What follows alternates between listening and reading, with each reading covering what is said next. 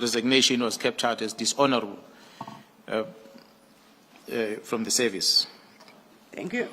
So as a result, in August, Ms. Kutsie, who is a senior prosecutor, directed a correspondence to the head of the team that was investigating at the time, a team of organized crime, which was led by a Brigadier Hopabe, who was heading the organized crime in Gauteng province, as well as her commander, which is the Deputy Provincial Commissioner, Crime Detection, Major General Kumalo.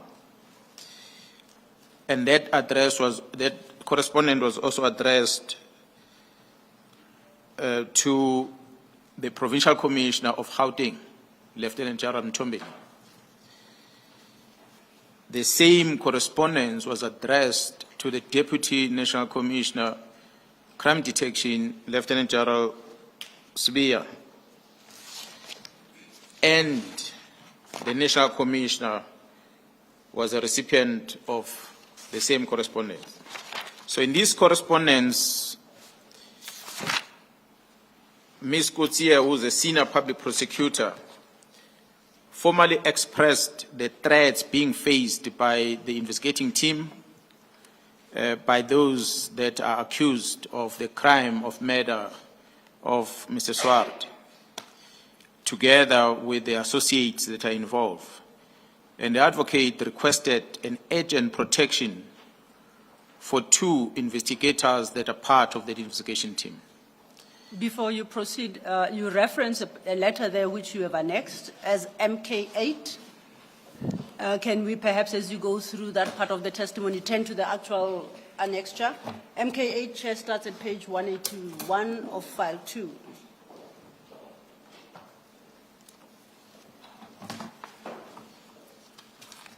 And perhaps in addressing the concerns raised by Mrs. Kutsie, it might be appropriate to read some aspects of the letter.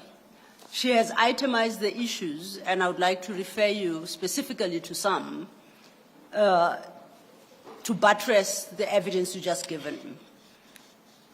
Do you have the letter before you? Yes, Commissioner, I have the letter. If you could start from paragraph 4 to 6 of Mrs. Kutsie's letter. And read that into the record, sorry. Okay, Commissioner, on this letter from the Ms. Kutsie, the prosecutor, paragraph 4 reads, I quote, investigations have also revealed that the assassination is directly linked to whistleblowing to the hotline of Transnet, which involved millions of rands of corrupt activities.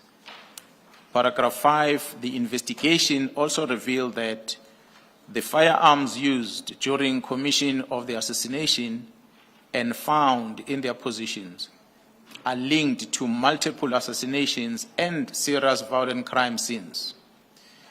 Paragraph 6 reads that the cell phones linkage investigation have revealed high-profile organized crime and crime scene planning. End quote. And these are some of the concerns that Mrs. Kutsie raised. If I refer you to the next page of the same letter, that speaks to the bail application that was granted in respect of former police officer, Mr. Tau. Sorry, you will have Yes. to repeat that Yes, Chair. at a later stage. General, also read paragraph 3 into the record, please. Thanks, Commissioner. Paragraph 3 of this letter reads as follows. The investigation has proven that all 3 accused are involved in a serious organized crime syndicate, of which almost R1 million was offered for the assassination in this regard. Thank you. Thank you, Chair, and thank you for pointing it out. It's an important aspect.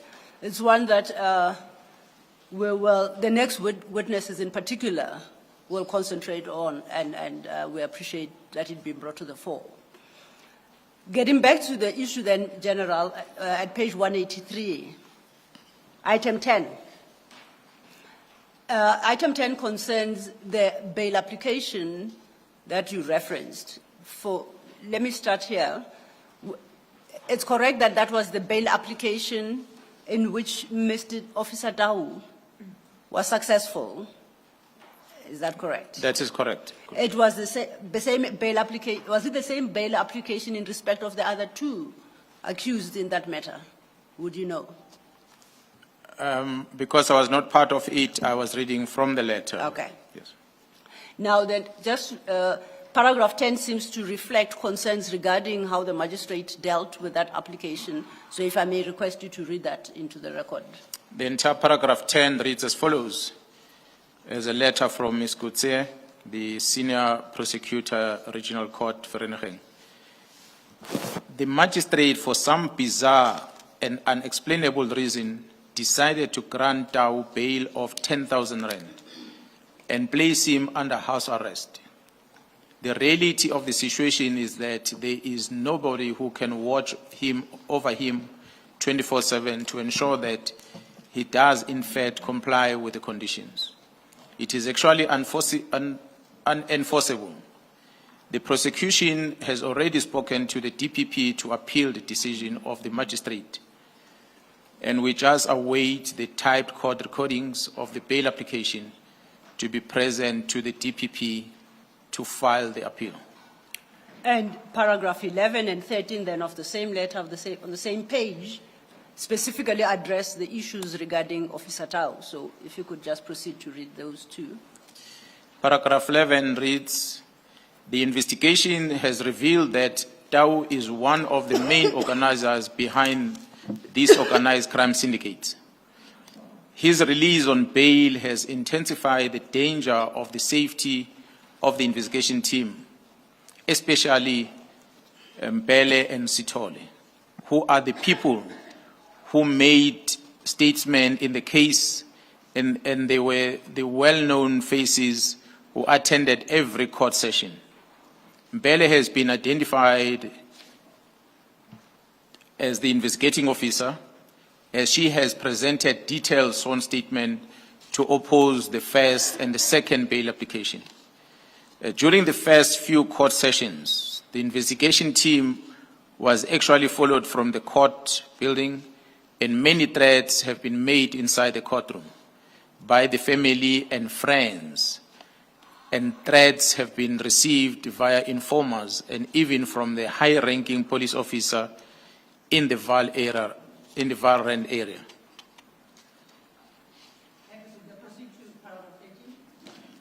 Paragraph 13 reads, Tau clearly has a very large support system, and large amount of money are spent to obtain the best and most expensive advocates.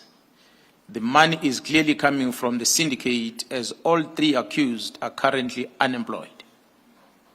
And lastly then, at paragraphs 14 and 15, Mrs. Kutse addresses the question of how the investigations have been conducted. And lastly, the state... Apologies, I'm not on record, I'll have to start again. I request you to then turn to paragraphs 14 and 15.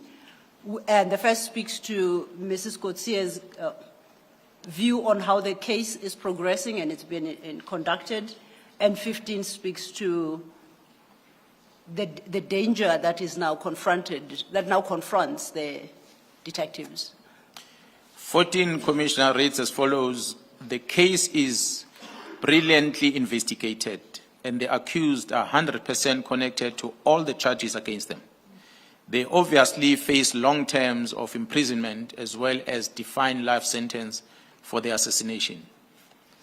Number 15 reads, from the above mentioned, it is clear that the lives of the investigating officers are currently in grave danger, as well as the safety of police dockets. And I see at 16, final paragraph, it's a direct now request to the addressees in that letter. The specific address request that is on this letter, Commissioner, on paragraph 16 reads, you are requested to urgently arrange for the safeguarding of especially Mbele and Sithole. There is a real danger that their lives are in extreme danger, as these organized criminals will do everything in their ability to try and destroy the evidence against them and or to seriously derail the trial. It has just now become so much easier without having unlimited access to technology and his syndicate's friends and family. Thank you. From paragraph 105 of your statement, then at page 36, you then deal with what transpired after receipt of this letter, particularly from General Kumalo's perspective, if you could pick it up from there. Commissioner, I had mentioned that General Kumalo, who was the leader or was a project manager of the political task team in KZN, had been appointed as a divisional commissioner of crime intelligence. Through the formal sub-channels, the request that was provided to the head of investigation in the province, which is also a Major General Kumalo,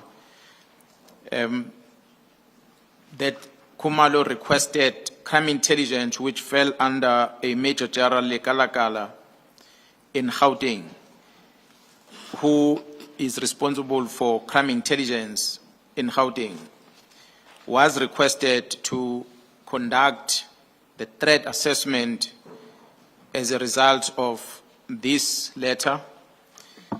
And the threat assessment was then assigned to Colonel Ntuli, who works under crime intelligence. Colonel Ntuli's findings were that the risk was high and they recommended 24-hour protection. In addition to what Colonel Ntuli requested was that Lieutenant General Kumalo need to be informed. And after General Kumalo, as the head of crime intelligence, who was responsible for this threat assessment, after he was informed, the case, this resulted into the case being moved to the national office, and therefore the counterintelligence had to be involved, which then resulted into the case within counterintelligence of crime intelligence being registered to run parallel to this case of Vereeniging. So Lieutenant General Kumalo, as the head of crime intelligence, after being briefed about this threat, he then tasked counterintelligence to register a case so they can run an investigation parallel to what was sitting in court already in Vereeniging.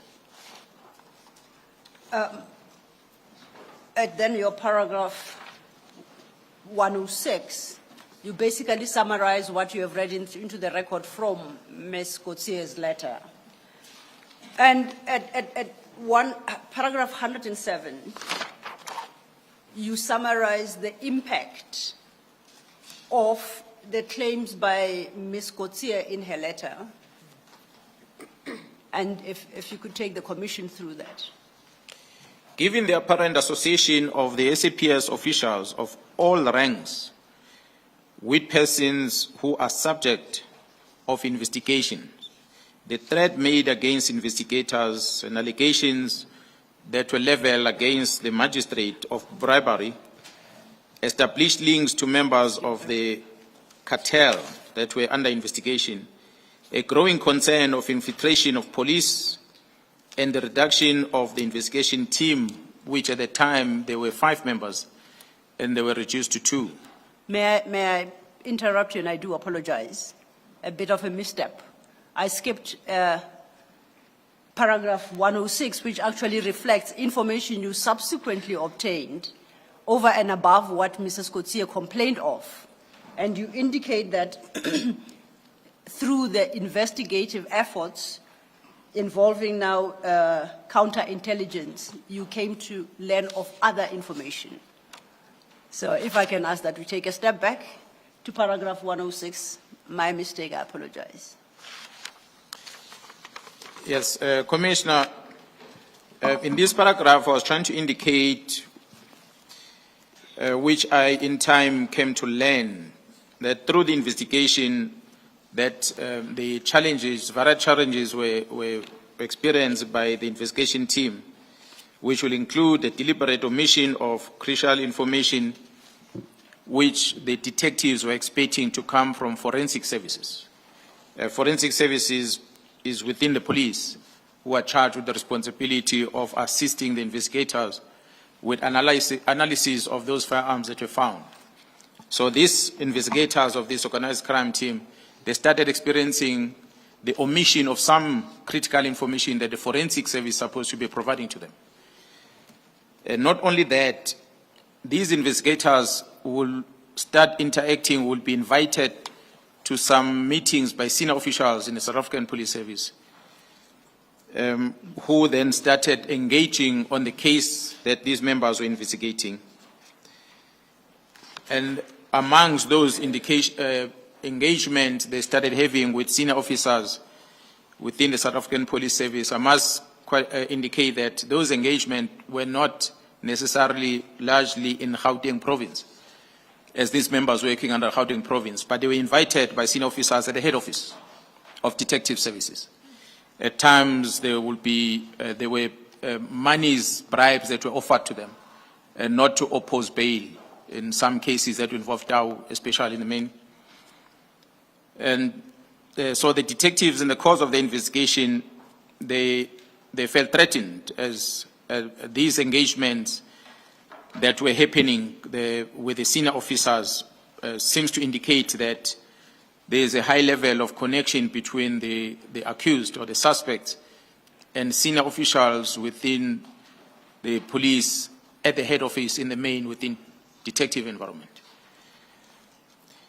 Moreover, during the period of the incarceration and while on bail, the accused, who is a former police officer, a former detective, Michael Puletau, had made threats against the very same investigation team.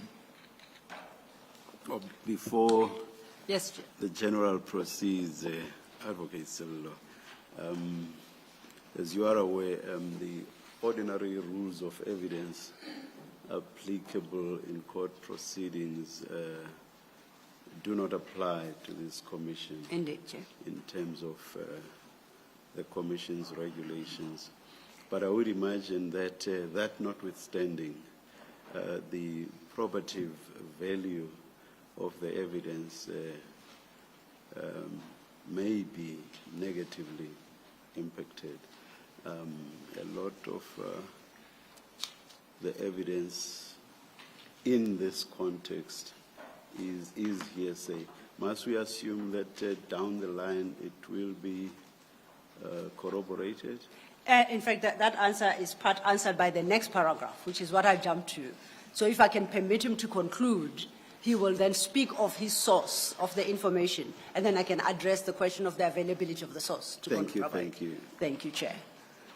So then, General, that leads us into paragraph 107. So if you could summarize that paragraph 107, and you, in that narrative, disclose your source of information, of the information you just set out before the commissioners.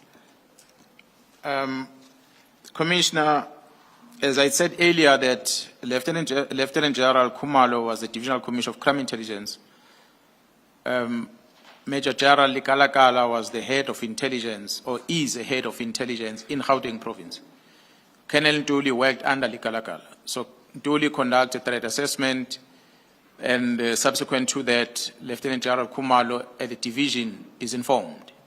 General Kumalo established an investigation, a registered investigation under counterintelligence, which runs parallel to this in order to establish this threat, to try and investigate it further. But when these threats were presented to him towards these two detectives that were remaining in the team, he then felt that it is important for a special intervention to be made in order to protect these two investigators. So it is for that reason that General Kumalo felt that he needs to request support from law enforcement who falls outside Gauteng province in order to make sure that the work of these two detectives is protected parallel to the work that he already started from counterintelligence. And then if you could take it through to paragraph 108, then I will get back to the chairperson's question. Yeah. Commissioner, the assistance that was required by General Kumalo was of a highly specialized team that was to be deployed in Gauteng to assist in order to ensure that the investigation advanced swiftly. I can indicate, as I said earlier, that Lieutenant General Kumalo requested that a team of members from KwaZulu-Natal Political Killings Task Team be seconded to his investigation team, which was a Gauteng counterintelligence operations, in order to assist with the investigation. So he was specific as he was asking when he contacted me over the phone. In that request, when he was discussing with me, he ought to have explained the reason behind this. Counterintelligence is a more of a covert operation. So it is the work that ordinarily we don't account to in an open portfolio committee in the police, but through the Joint Standing Committee, that's how they account. So he gave me the explanation that will justify why he needs this specialization to come and assist. If I may then refer the chairperson, at paragraph 107 read with 108, those two paragraphs speak to an engagement and a direct request by Lieutenant General Kumalo to General Mkhwanazi regarding assistance.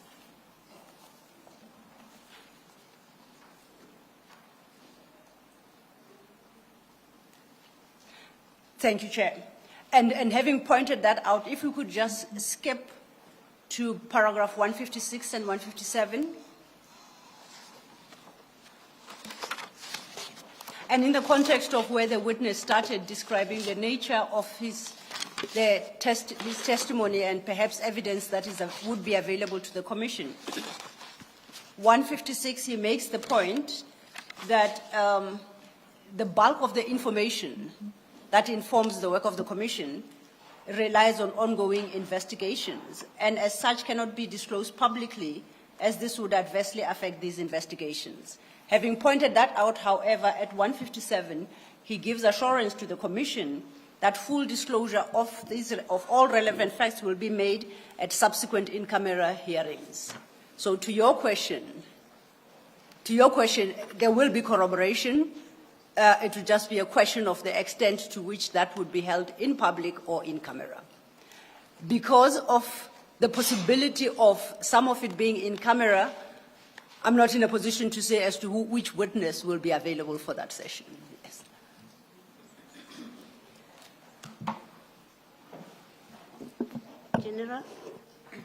General Mkhwanazi? Yes. What you speak to in paragraph 106, what you're detailing there, is this information that you received in the course of formal engagements with whoever the sources are, or it's informal? I just want to know where do we place it? Commissioner, when I raised the issue of the engagement that I had with Lieutenant General Kumalo, as is outlined on paragraph 108, where he called me and asking for assistance, he then explained what led into him asking. Hence, I bring those. Thank you. On 106. Thank you, Chair. You spoke of two detectives in paragraph 107, but I think you overlooked an important aspect regarding the two detectives. Would you like to highlight that?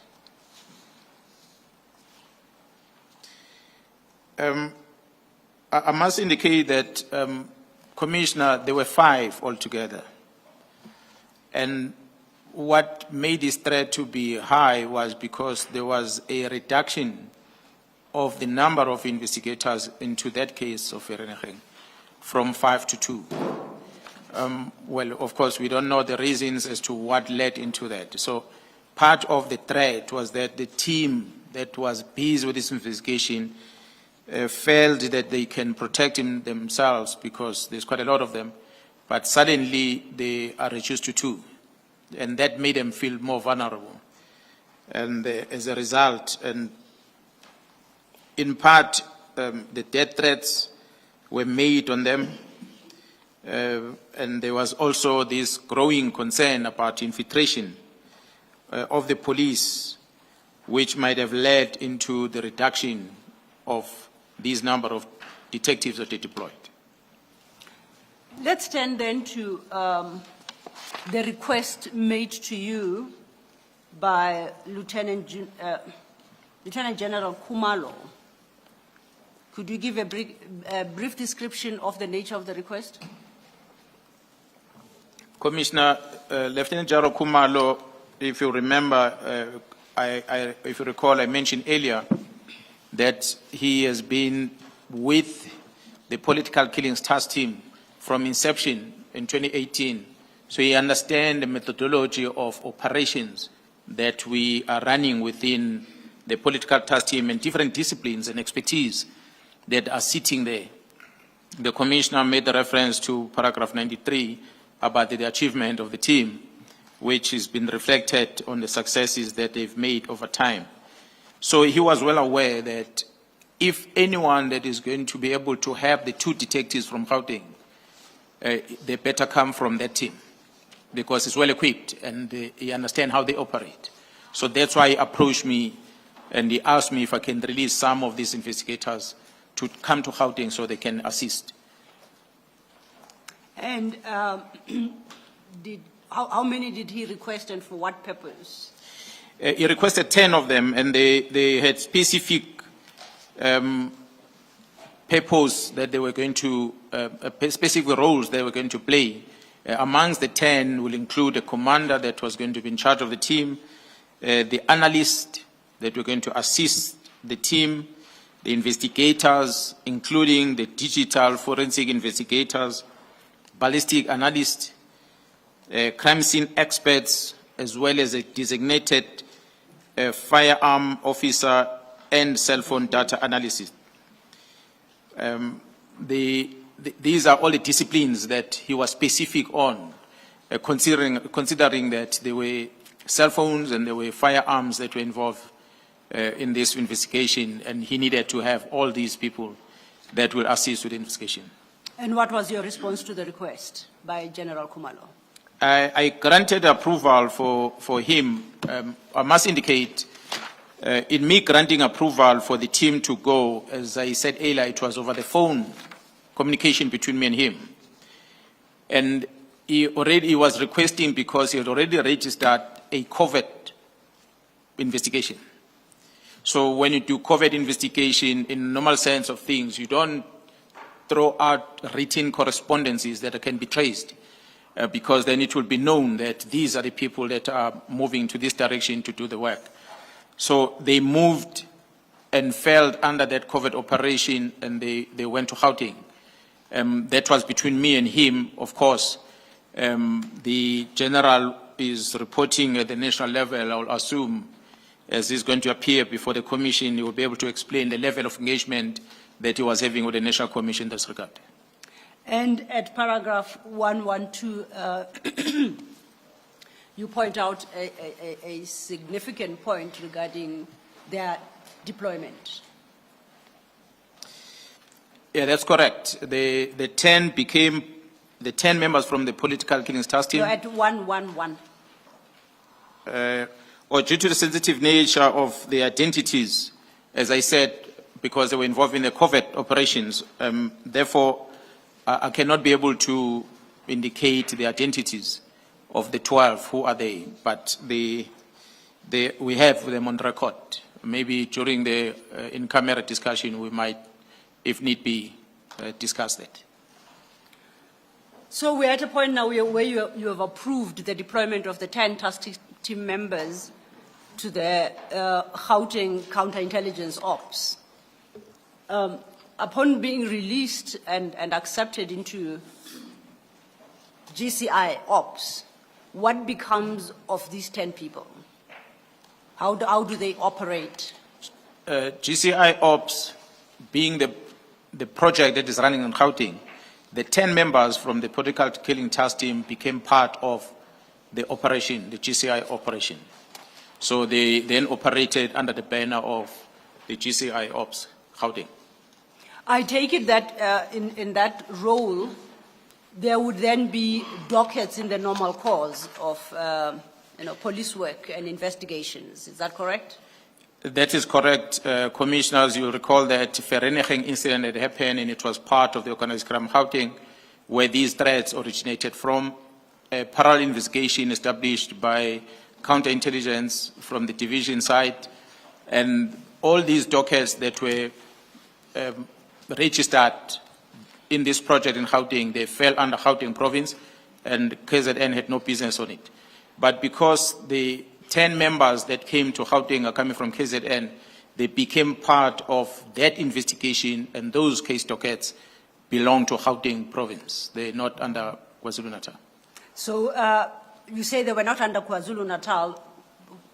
Could it be said that could the political killings task team claim ownership of those dockets that were being investigated under the GCI ops with the assistance of the 10 task team members? No, negative, Commissioner. The members, when they left KwaZulu-Natal, they only left with their tactical equipment only.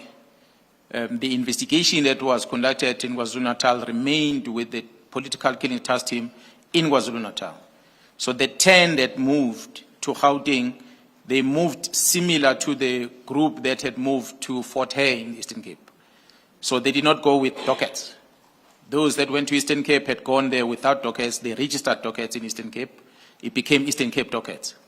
Although the team kept them because they were working, that project was not under Eastern Cape, it was under the political task team, so they kept those dockets in the team.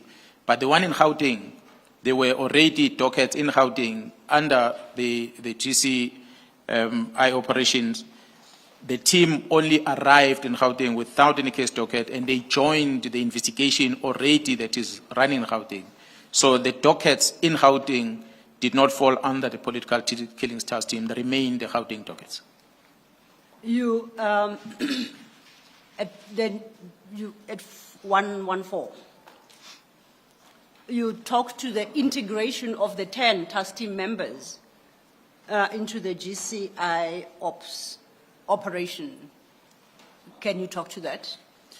At 114.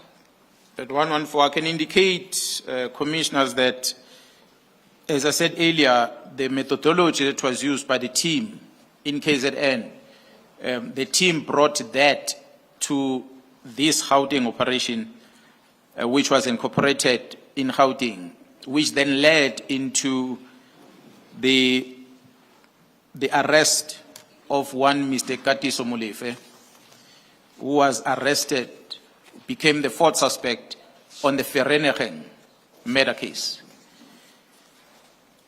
And that also included the execution of a search and seizure warrant at the property of another individual, Mr. Vusmus Ket Matlala. Both those operations, they were running on the same day, on the 6th of December, 2024, in Gauteng. So, to check my understanding, and in particular in relation, for example, to the arrest of Mr. Katiso Molefe, you suggest that the task team members were involved in that operation, they were a part of that operation, but they were not doing so as falling under the auspices of the task team. They were falling under GCI ops. Is my understanding correct? It is correct. If I can maybe request, Commissioner, as we have done, when we call the members political killings task team. So this is a group of members that are part of the team, or some of them are coming from Limpopo, some of them are coming from Cape Town, some of them from other provinces, and from different disciplines, be it crime intelligence, be it detective and forensic, but they are not referred to as Limpopo, they are not referred to as forensic, they are referred to as a political killing task team. So the 10, upon leaving KZN, they put aside the title of being a political killing task team, and they wore the badge of being a Gauteng counterintelligence operation. So going forward, we'll then talk about the Gauteng organized crime investigative team operation that was running. So that is the title then that they would be carrying, knowing that they are coming from wherever they come from, but they are now a Gauteng organized crime operation team. So then, at paragraph 115, you suggest to leave these issues at this juncture, explaining that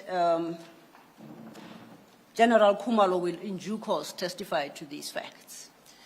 That is true, Commissioner. It's for that reason that I'm saying that this was Lieutenant General Kumalo running operation under his profile or portfolio as crime intelligence, not as a project leader for the political killing task teams. Therefore, he will come and explain more of what this operation is all about.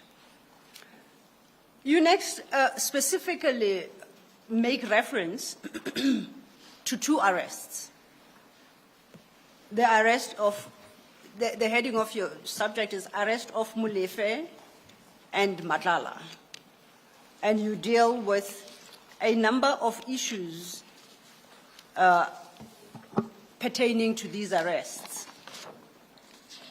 I would like us to go through that, starting at paragraph 116. Commissioner, the heading here says arrest of Molefe and Madlanga.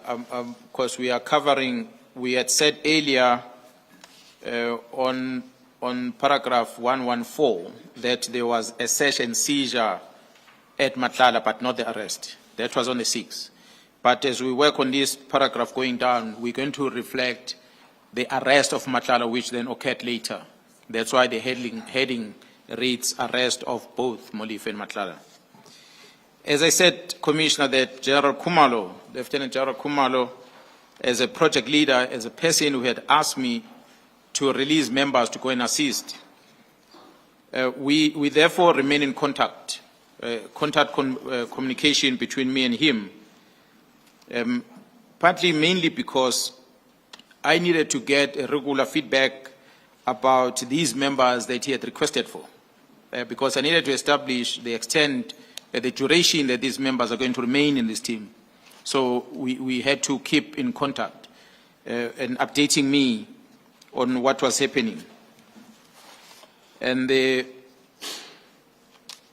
main reason is because the members still had to execute the task of KZN as it was given to them, which will include some of the work that was done in the Eastern Cape. But they were withdrawn to come and support him in Gauteng. So I did not want that prolonged deployment of theirs to have an impact on the work of the task team in KZN. That's why we had that continuous communication in order to be able to know what is going on. So, Commissioners, that's why I'm saying that it was necessary for this communication in order for me to be able to know the duration of this operation. And that is why then during this engagement between me and him, he will constantly update me about the work that the GCI ops were doing in Gauteng. And he then outlined to me that on the 6th of December last year, the members that the operation GCI ops in Gauteng resulted in the arrest of Mr. Molefe, as well as the search and seizure and the questioning of Mr. Madlanga. Both of them were accused. One was accused of murder on Vereeniging, and the other one was questioned with regard to the kidnapping of one Mr. Jerry Boshoga. So I am advised, Commissioner, that soon after Molife's arrest and charge for murder and conspiracy to commit murder, after that charges were leveled against him, there's been further charges that has also be included on Mr. Molefe. Mr. Matlala was questioned in December, but only to be arrested in May this year, where he was arrested on 3 counts of attempted murder as well as conspiracy to commit murder. So both of these individuals have now formally been charged with serious offenses for which harsh sentences will probably be imposed by the law if proven. So it is my considered view that the secondment of these 10 members from the political killings task team was correct. The decision that we made to release them have got us a result in terms of assisting in dealing with the organized crime and also satisfying the concerns that were raised by the senior prosecutor, Advocate Kutsie, when she wrote a letter and raising a concern with regard to the work of the investigators on the Vereeniging case. So in terms of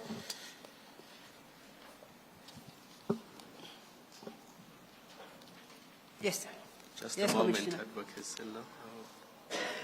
General, the secondment of the 10 members of the task team, what became of it? Is it still in place? Are they still seconded? Commissioner, the members are still on the ground. The operation is still ongoing. The very same Gauteng counterintelligence operation is the one that led to the arrest of Mr. Molefe again. It's the one that led into the arrest of Mr. Matlala. It's a team that today, as we sit here, has been part of the opposing of the bail of Mr. Matlala, which was denied by court today. Thank you, Commissioner. So now, on our timeline, we've come up to the 6th of December 2024 with the arrest of Mr. Molefe and the search and seizure warrant being executed on Mr. Matlala and questioning both of them regarding the kidnapping of one Mr. Jerry Boshoga. We go over live at page 43 of your statement, and that the topic there is headed the disestablishment of the PKTT. And your first paragraph there precedes with the wording on or about the 2nd of January 2025. Before you address yourself to that, the last date we had was the 6th of December that you speak of. The next is the 2nd of January. At that time, did anything of importance arise or occur that you'd like to bring to the chair's attention? Not what you subsequently learned had happened, but any other issue you would like to address. Commissioners, the 2nd of January 2021, I cannot recall the exact time, I received... No, not 2021. 2nd of January 2025, beg your pardon. I received a WhatsApp message from a friend who sent me what looks like a letter that was signed by the Minister of Police disestablishing the political killings task team. You say in that paragraph that you had not received formal communication in this regard. That is true, Commissioner. I had not received any communication from anyone with regard to the disestablishment of the team. So you established on the 2nd of something that had transpired involving the task team before the 2nd, but you did not do so formally. You learned through a friend, so you say. That is correct, Commissioner. I learned through a WhatsApp message with a copy of the letter that was sent by a friend. What were the implications what was your understanding of the implications of the letter that you received? What is the notion of the disestablishment of the task team, and what are the implications thereof? Well, the implications were going to be severe, Commissioner, because this is a team that was formed in 2018, where the executive or the head of the executive, which is the president of the country, was involved.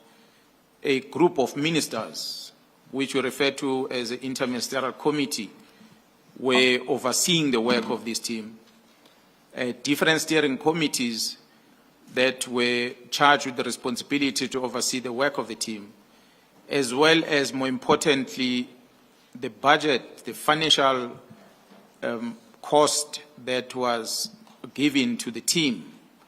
But most critical, Commissioners, are the investigations that some of them were already in court and some of them were underway, and the clients, which is the community out there, the victims of crime, the families of the victims of crime that needed closure with regard to the work that the team was doing, were going to be affected by this letter. That's why I was surprised, because getting it from a private person who is not involved in police operations was a surprise. And before, I'm sorry. Yes, Chair. Before you go on, did the minister have the power to disband the PKTT? If he did, where did the power derive from? Commissioner, when I started earlier, I had outlined, invited the commissioners to read the sections of the Constitution of the Republic on the role of the minister or the member of cabinet, which is the Minister of Police. I remember the main thing you stated was that the minister creates or stipulates the policy. That's the main thing I heard. So that's why I'm now asking the question, because Yes. I don't think disbanding the PKTT would be something relating to policy. No, definitely, that is the only authority that the Minister of Police has in terms of policy and direction, but not on operational matters. That's what it's another implication of the letter as it was signed by the Minister talking to the operational works of the police. I may be going ahead of where you and Advocate Sello SC are, but I'm interested to know why there would then have been compliance with the instruction to disband if, as you say, this did not fall within the remit of the minister. Commissioner, I had indicated when I presented since this morning that the team was funded and the finance was running up until the end of the financial year, which is the 30th of March 2025. So the letter comes in between that. I've indicated the success rate of the team and the fact that there were still cases that were in court.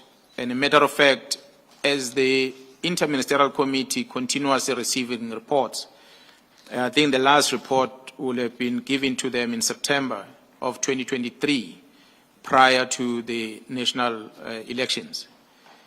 That was the last time that the executive interacted with the team.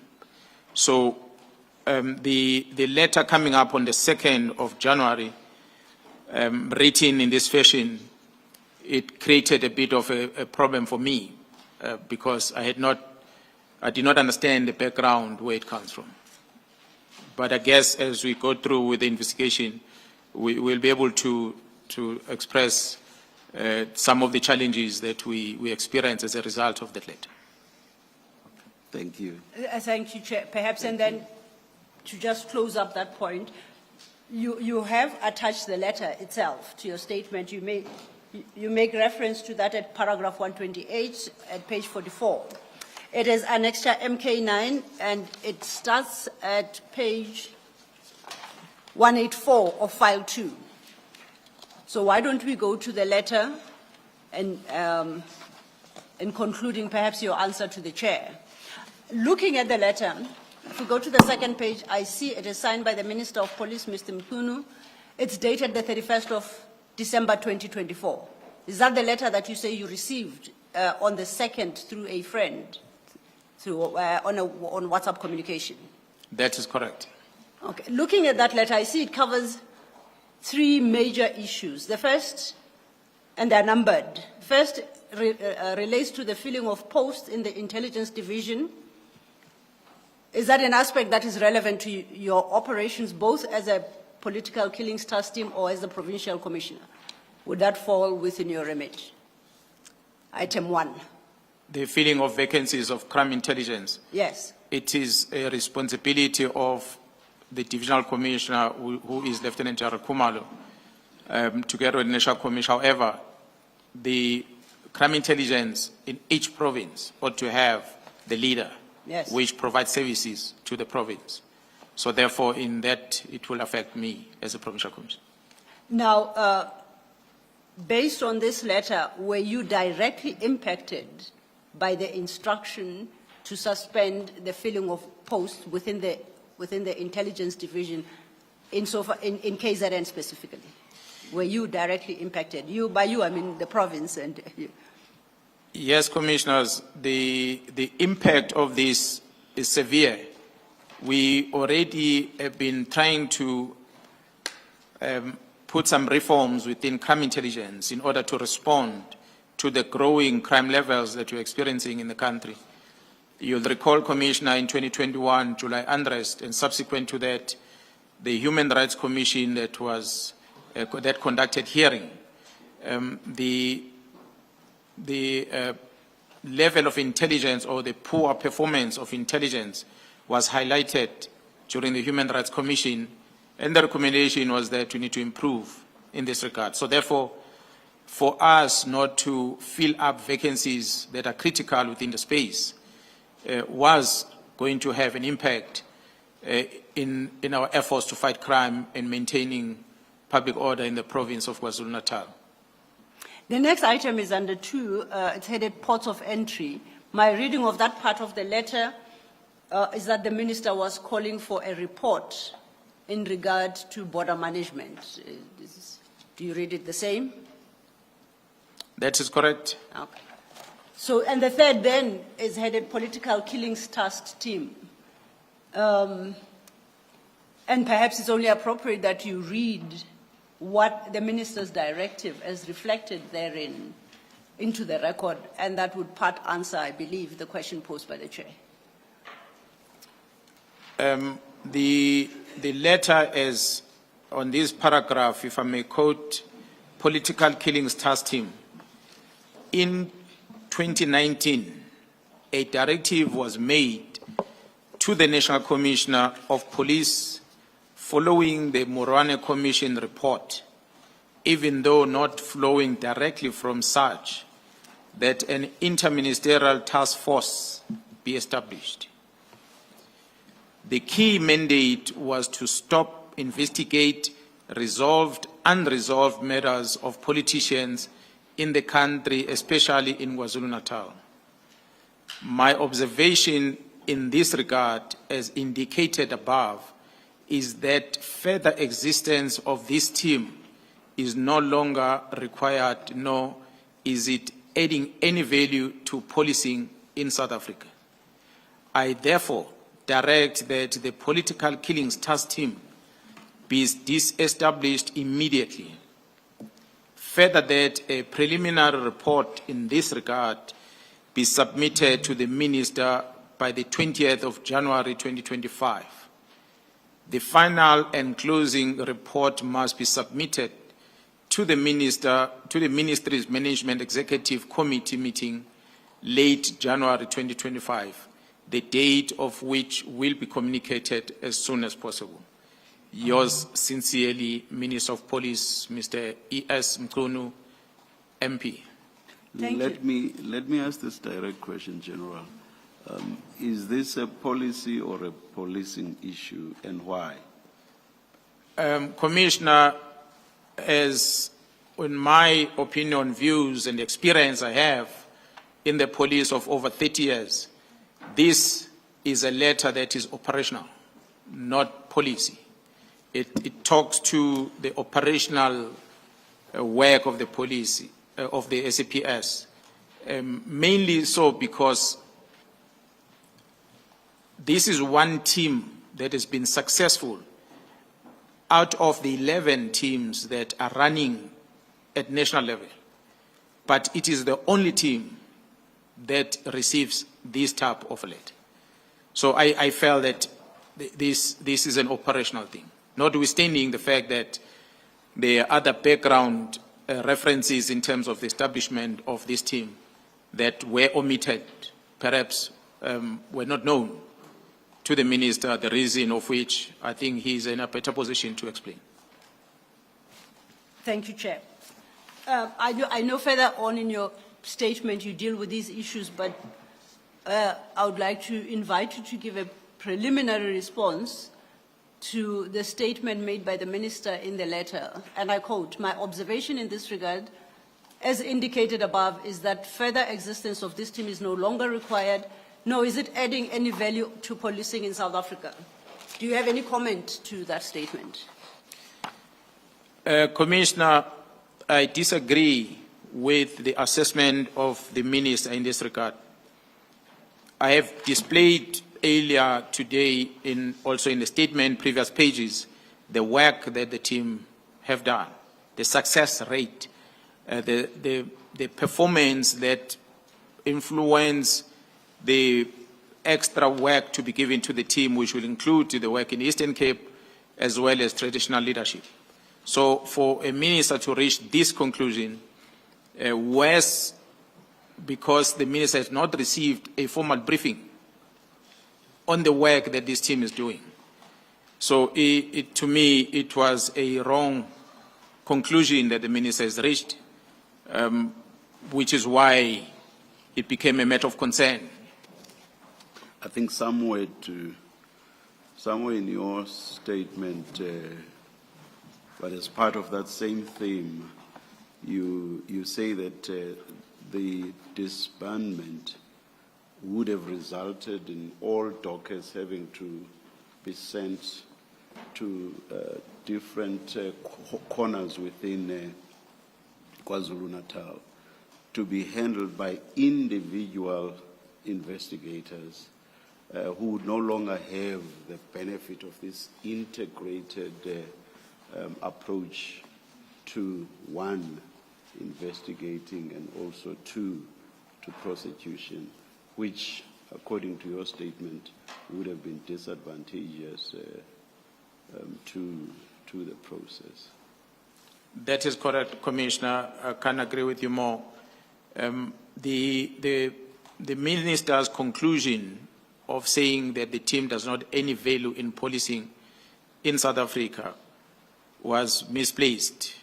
It is my belief that perhaps, as I had said in the public in the very same month of January, that someone influenced the minister to do this. Thank you. General, you say that at the time of this letter, the minister had not received a formal briefing on the work of the task team. You say formal. Had he received any briefing at all from you in particular? Commissioner, when the minister arrived, I cannot remember the date when he was appointed, he had invited the police management to the South African Police Service Academy at Pretoria West, where presentations were given to the minister. But that was strategic presentation that were given to the minister, not specifics on operational matters. I had an opportunity also to stand, take a podium there and present to the minister. One of the remarks I made in my presentation to him was to invite him to visit KZN so that he get to experience some of the operational challenges that we have as a province, especially because he's a resident of the very same province. So it was in a part of my presentation when I was talking to him. So, but in a formal briefing, as it was done during the IMC of the previous administration, there was never such a briefing. There was never such an opportunity presented for a formal briefing to be made to outline in details of what the team has achieved up until the time when he wrote this letter. Actually, up to date, he has never had that platform. And perhaps if I may just follow up on that. Earlier in the morning, you, in discussion of the IMC, you stated that the Minister of Police is the chair of that committee. Is that correct? That is correct. Is the chair of the committee. Do you know who calls for the meetings of that committee? Although I will not necessarily know between the ministries how they communicate, but from the police, we'll always get correspondence coming from the Minister of Police as a chairperson convening such a briefing session. So that will go via the National Commissioner's office and it will be brought to us so that we prepare for that briefing and the date when the briefing is going to take place. Since the Minister Mkhwanazi assumed office, I think it was May 2024, have you received such an invitation? We have never received an invitation at all.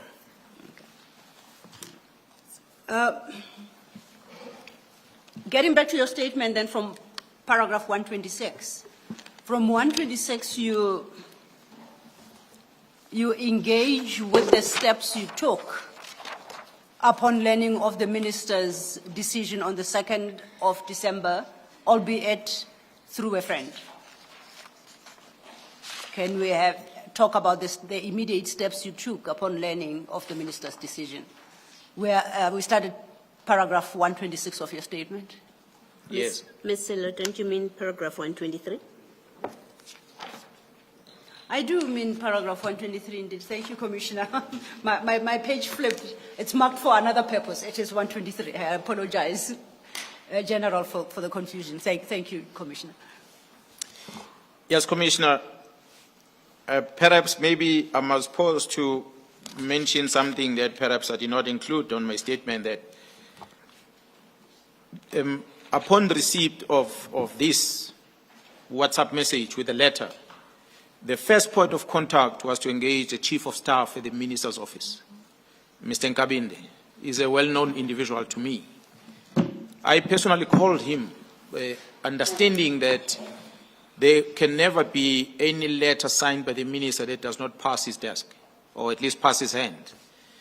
So I asked about it, whether is he aware, or maybe it's just a fake letter that is created by someone and is circulating. So I asked him if he's aware of such a letter that is disestablishing the team. And his response was yes, he is aware of the letter. In actual fact, his words were, the letter has been going back and forth. Someone crafting it, sending it to the minister, has been corrected. Eventually, it was put under pressure to dispatch it to the Office of the National Commissioner. So the letter, as I saw it, it's a correct letter that was signed by the Minister of Police. So from there, because it was unofficial when I was talking to him when he gave me the response, I then felt at the time what had confused me the most, Commissioner, is because I will expect, obviously, the letters addressed to the National Commissioner, that the National Commissioner will communicate with me about this. I took an opportunity to call him. The National Commissioner must indicate, Commissioner, that he was on leave at the time when I received this letter, when I saw this letter. He was on vacation leave. I cannot remember exact date. It could have been a Tuesday, but it was during the week when this letter came out. A weekend prior to that, which was a Saturday, the National Commissioner and the Minister of Police had visited KwaZulu-Natal province to come and support us as we were mourning the death of one of our colleagues. So there was a funeral that was taking place, that took place at the area of Mpangeni in KwaZulu-Natal. It's a Saturday. And when the funeral ended, the minister, in his own words, was that he's going to rest in the province, he's going to be around the province, so I must be aware of that. And the National Commissioner was going to be starting his leave on Monday, so we all went separate ways. The National Commissioner traveled to Pretoria that Saturday evening, and the minister will have gone to his residence in KwaZulu-Natal. It's a Saturday. Sunday goes by, the Monday, I cannot remember the date, but 2 or 3 days later, the letter surfaced. So the National Commission has just taken leave. So that's what troubled me, because I find it odd that you cannot have a National Commissioner or the minister writing a letter to the National Commissioner that has got such content and these allegations if the minister had not discussed this with the National Commissioner somewhere before. Perhaps it's just formalizing the communication that he had had with the National Commissioner. That's why then I took a decision to contact the National Commissioner to try and establish from him whether is he aware about this letter, has he been told about this disestablishment. And the National Commissioner's response was that he is on leave, which his leave is going to end on the 14th of January, and he hasn't had an opportunity to consider the content of the letter. But he had nothing to do with the disbandment and of this political killings task team. And he also informed me that the Minister of Police has never sought his advice before taking this decision. So I also advised him that I also had not been engaged about the decision of the minister. So that is the first engagement I had with the National Commissioner as he was on leave. He was still on leave at the time you had that engagement? That is correct. Before then we discuss what you did next, can I go back to an issue you raised and you said it's not part of your statement, and that relates to your contact with the Chief of Staff in the Minister's office. And if I recall correctly, you said the Chief of Staff informed you that the letter was going to and fro. I think those are the words you used. Do you recall that? That's correct. What do you know between who that letter was going to and fro? Commissioners, I did not ask him who are these back and forth, but my conclusion was that the drafters of the letter were on the other side of the country. Country, you said? The other side of the country, because the minister was in KwaZulu-Natal. Okay. So the drafters would have been elsewhere, not together with the minister. And the correspondence will have gone to the Chief of Staff, who then directed to the minister. And perhaps the minister will not be happy with some content and will bring it back to the Chief of Staff, and the Chief of Staff will send it to the drafters. That's why the back and forth statement come from. That is my assumption. Okay. And eventually, after the signature was placed on the document, then the Chief of Staff was, on his own words, pressured to make sure that the National Commissioner's Office receives and acknowledges the receipt on the letter on the day. So he never told me who pressured him to do that. So I guess the investigation will be able to discover where did the letter originate from before the minister signs it. The pressure was on the Chief of Staff. That is correct, Commissioner, according to his own words.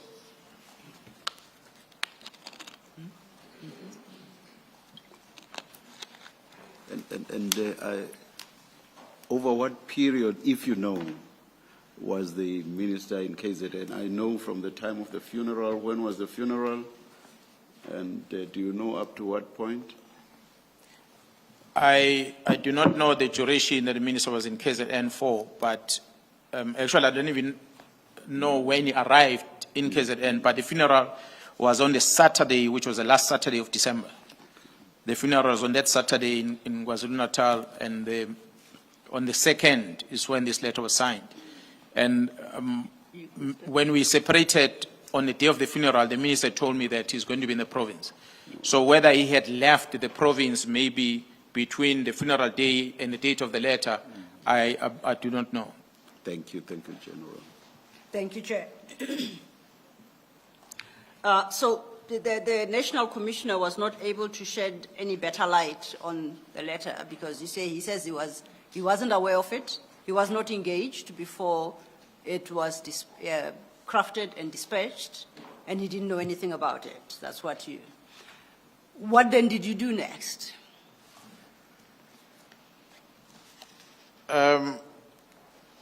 Commissioners, I made a suggestion to the National Commissioner that he must speak to the Minister in order to be able to establish the factors that made the Minister to consider arriving in this conclusion and a drastic decision to disestablish the team. Because in my views, it was an irrational and irregular.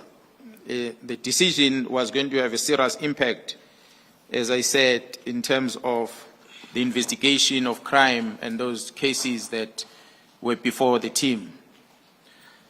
And also in the main, because I, as per the Constitution, given the responsibility to make sure that policing is done in the province of KwaZulu-Natal, and the population of over 12.5 million were going to look at me as having failed them. So the consequence of a sudden stop of investigation was going to impact on us as the South African Police Service in the province of KwaZulu-Natal, and myself as a person responsible for the work that needed to be done. And what, do you know whether or not the National Commissioner acted on your request to engage the Minister and establish the issues that you've highlighted? Well, I did not hear from the National Commission after that, Commissioners, as the time were progressing. I did not, it never really came back to me to tell me what is the next course of action, but it continuously signs off the extension of the deployment of the team in the province, regardless of the letter. And you indicate that you took some resolutions following the National Commissioner's failure to report back to you on any contact and conversation he may have had with the Minister. What were those steps you took? Part of the, if I hear the question correct, Commissioner, on what I did after speaking to the National Commissioner, and National Commissioner not able to come back to me. Yes. I said earlier I had engagement with the Chief of Staff right at the beginning because he's a person I knew very well. And I even requested the Chief of Staff that he must try and arrange a meeting with the Minister so that we can be able to tell the Minister about the consequence of the letter that he has written. And after engaging with the National Commissioner, I did not leave it there. I continuously tried different individuals outside the structure of government, people that I thought the Minister might listen to. I tried to engage them, to try and reach out to the Minister so that we can talk about this. But that did not give me any success. I then took a decision to engage the Minister directly in the form of a WhatsApp that I sent him. He acknowledged that and he was to set up a meeting, but to date, that meeting never materialized.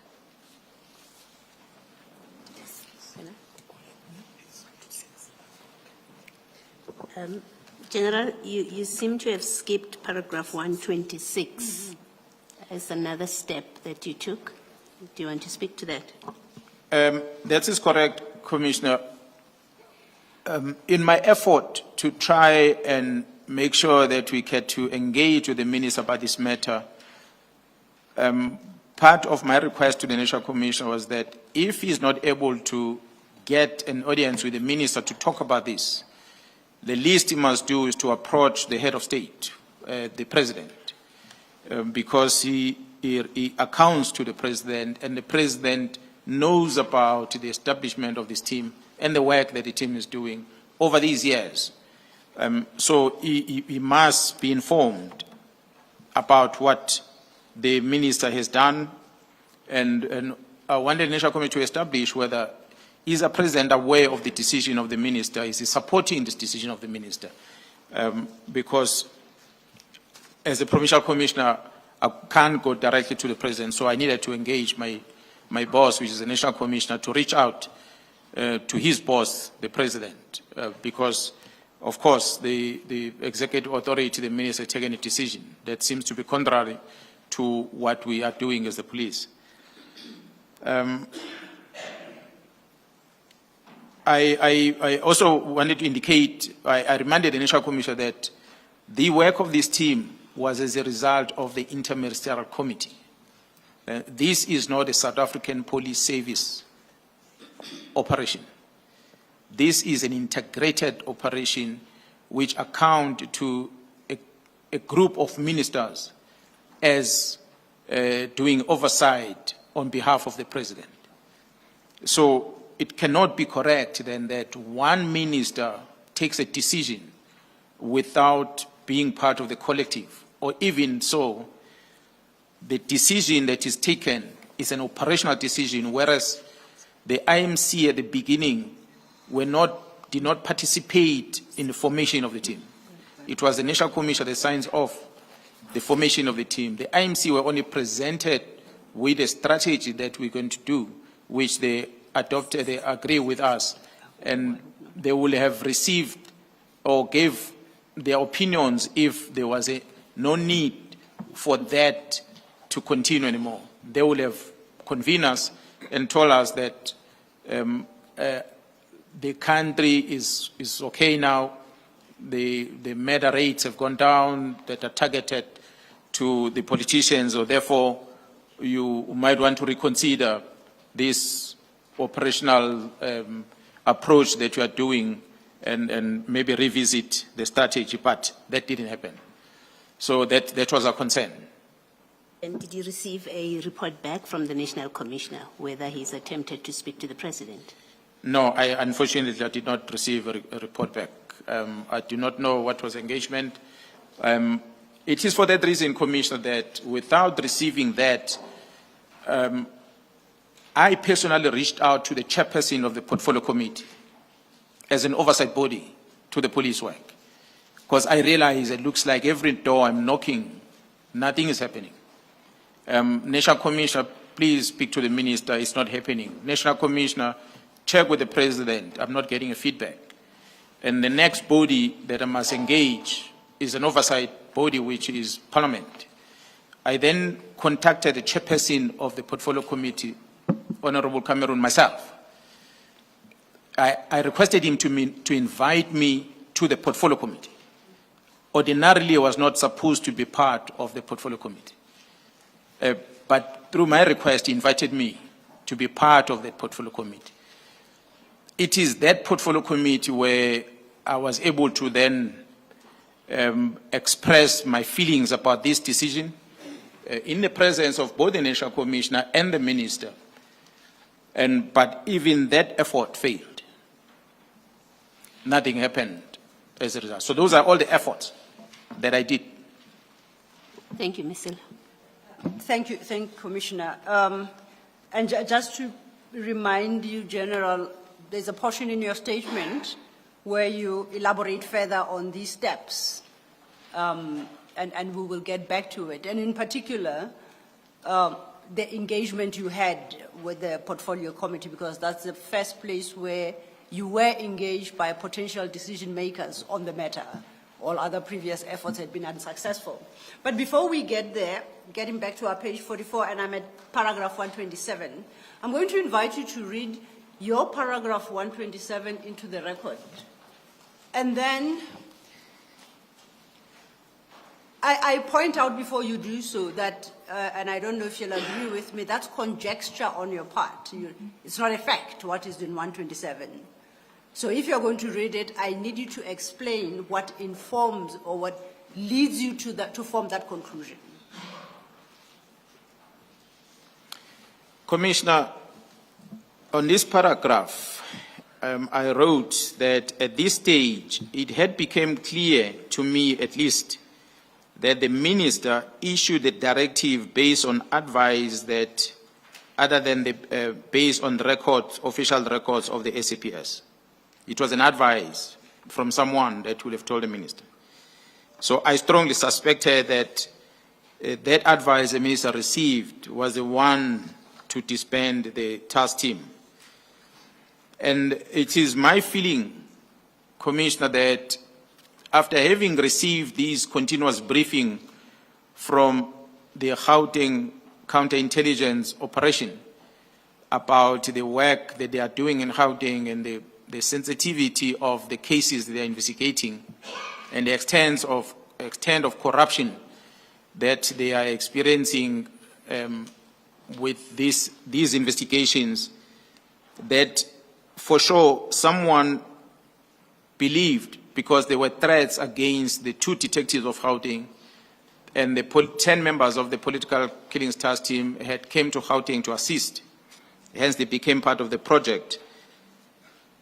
Someone thought that the political killings task team was the one that was responsible for the investigations in Gauteng towards these criminal syndicates that we had alluded to, we spoke about earlier, which involved and the participation of senior police officers in the South African Police Service, especially at the head office, as well as the senior politicians and their associate. So somebody believed that it is the political killings task team that was based on the Gauteng investigation. That was my conclusion, that whoever advised the minister advised him to close the team because they thought it is the team that is doing that investigation. Now, and I did qualify that that is your conclusion, and in this paragraph at least, you don't substantiate that conclusion or provide a basis for that conclusion. My question to you is, do you personally have any evidence, or is there anyone within the investigative arm or involved in the investigations who would be able to adduce sufficient evidence to at least support the conclusion you have drawn? Do you know of the existence of such evidence?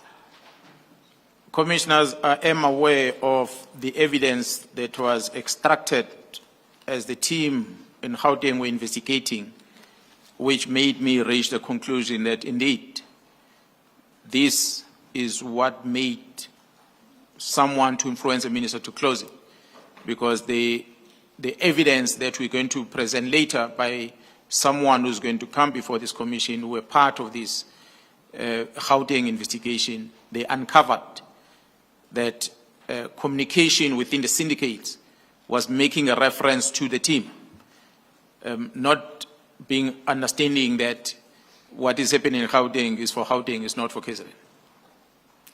You say communication between the syndicate, but you are not implying that that communication extended to the minister, are you? To some degree, the associates, as I referred to here on this paragraph, are associates of the minister. And the very same associate does show communication that seems to suggest that the minister is fully involved in the decision that this syndicate is taking. Do you accept the responsibility on your part to substantiate fully, not necessarily today, but in the fullness of time, the conclusions you have drawn in that paragraph? Yes, Commissioners, evidence is there on the record, although some of it will perhaps require to be covered in camera, but the evidence is there that will support my conclusion on this. The individuals, the colleagues, as I said earlier, my July briefing was a collective effort. Men and women who are part of the investigation in Gauteng, who knows and have gathered evidence to support the allegations that we ended up making. And they are going to come before this commission and they're going to present that evidence. We will be able, under oath, to confirm that indeed that is evidence that we've collected And we have no reason not to believe that it is the real evidence that proves the linkages between the syndicates and the minister himself. I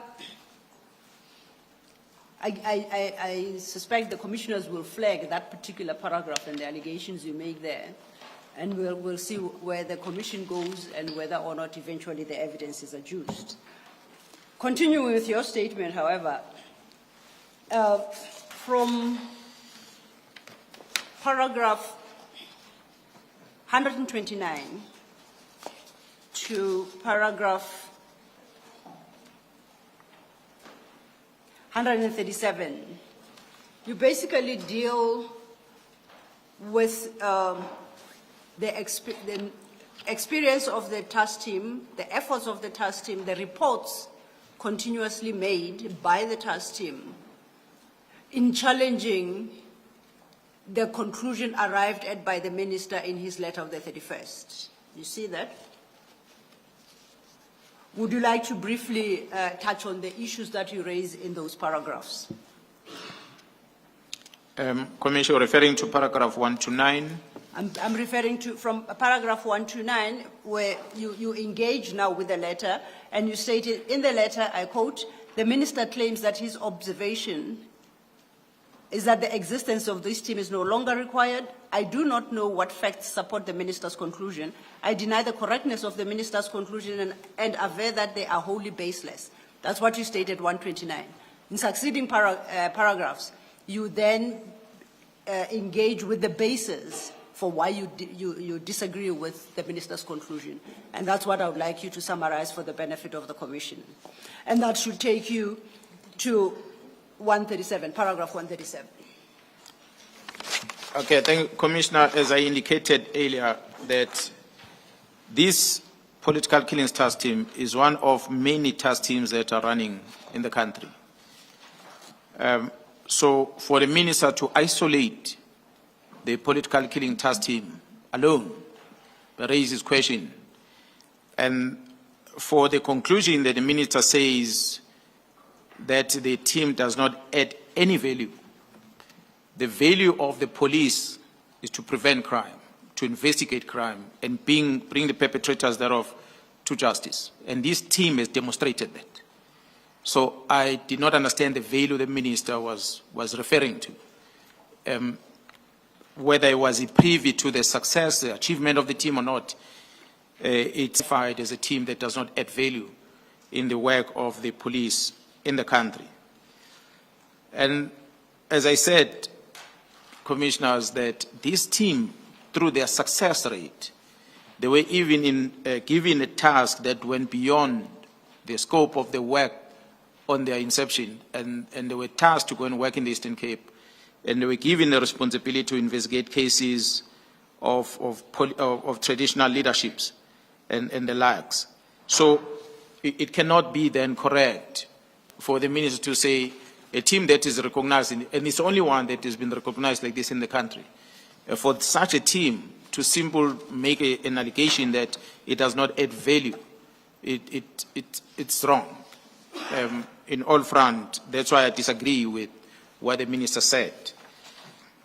It is simply inconceivable that the entire operational management of the SAPS, under the leadership of the National Commissioner, who will see the value of this team and the efforts, the dedication, the times that these members, officers have spent away from home for years in order to assist in dealing with the reduction of our leaders of our country, the murders of our leaders of our country, that it is therefore seen by a minister as not adding value. So the sacrifice of these police officers, the recognition that the National Commissioner has made over these members, the support and the appreciation that the Interministerial Committee has expressed, including the President himself, when he was briefed about the work of this team, and he expressed it, Commissioners, not only to the IMC at one stage, he spoke directly to the investigator, to the members themselves, where he said, you are doing a good job, when he was briefed. So for all that, for the minister to come and say it doesn't add any value when everyone else is recognizing was very bizarre, to say the least. So the reason I advance annually for the continuation of this team are those reflected in the very same reports that we're giving to the IMCs, because those reports were indicating the work still that needs to be done, the success rate the team has achieved in order to motivate the continuing existence of the team. To this extent, the minister, as a newly appointed minister to the post, having appointed in May last year, under this administration, may have required a historic perspective, the understanding of what this team has been doing before he signs this letter. He need only have had regard, ask the office, his office, to finish him with reports that were already available in his office, which were the IMC reports that are giving the status of the work of the team. He will have received that and get a briefing on it, or at least he will have engaged with the president. But prior to engaging the president, he will have called for this reporting from myself or whoever that was part of this team, in order to understand before he engages the president on the work of this team. So, for the reason unknown to me, the minister elected not only to rely on saying that the team does not any value, but he decided to issue a directive to disestablish the team. I must say, commissioners, although not written here, that in his own words, I think it will be in the record of Parliament, where the minister said he had indicated an engagement with the president about this decision that he has taken. So that's why he stands by his decision. So, which then is strange, because the National Commission has never received anything to counter that. So it remains his utterances that we do not know whether he can justify on why he reached that conclusion. So my concern... Can I, if I may? Yes. And I do so with the eye on the clock now, because the chair had, I think, had put a cut-off hour of 4. I just want to, continuing on what you have in your statement in the order as it appears, you raise a second different specific concern regarding the minister's decision, and this you deal with at paragraph 134. I would like you to highlight that particular concern to the Commission, please. As I said, Commissioners, that the work of the team was not as a result of the Minister of Police, but was a result of the Interministerial Committee. So my own concern in the main was the seeming undermining of the Interministerial Committee by the Minister of Police, because the letter does not suggest that the IMC had approved this dissolution of the team, nor that the mandate was given by the IMC to dissolve this team. The Minister has to date not advised of any IMC's decision with regard to the work of the team to date. Okay. Now I'll take us briefly to the dissolution, the disestablishment letter, if one can call it that, of the Minister. We went through it, we highlighted what the directives were concerning the filling of the posts for the intelligence division, regarding ports of entry and the political task team. That would be at pages 185 to 186. Now, if you cast your eye on that document, does the Minister say anything about what must happen to the dockets at the time being handled by the task team upon dissolution of the team? Does he instruct or give guidance on what should happen in that letter? The Minister's letter does not say anything about the case dockets specific. So he did not direct on what must be done on this docket. I am informed that the determination on what must happen to the docket was taken by General Sibiya, through the written correspondence that he directed to who is subordinate, which is the head of detectives, Lieutenant General Cintum. So you annex further as MK10, a letter dated the 4th of February 2025. This is authored by General Sibiya, and you say that it was directed to General Cintum.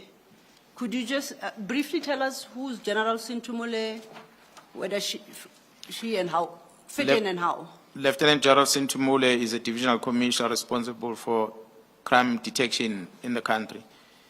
And she is stationed at the head office, resulting under General Sibiya as a Deputy National Commissioner. Your MK10, Annexure MK10 starts from page 187. If you could turn to that.